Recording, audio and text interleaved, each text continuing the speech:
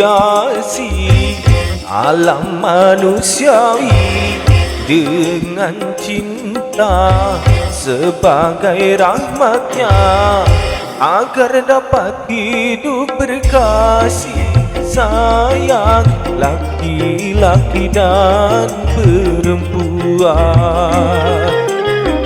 agar dapat mengembangkan keturunan demi penerus perjuangan.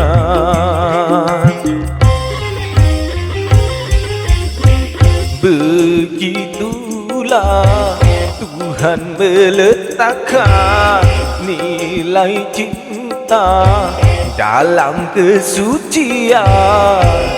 Jadi janganlah kau menyalahgunakan sebagai pemuas nafsu setan. Dan juga janganlah cinta kau jadikan alat pembuat kerusakan.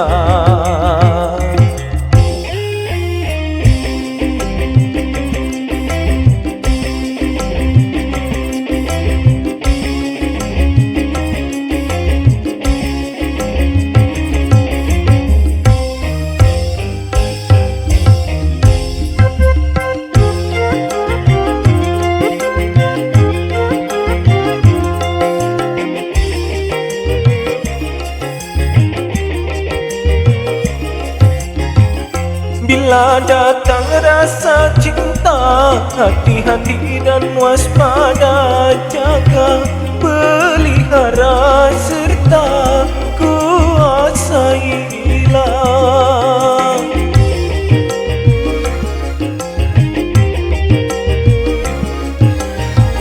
Sehingga sampai waktunya halal bagimu berdua, bila hidup cinta tiba di titik nikah.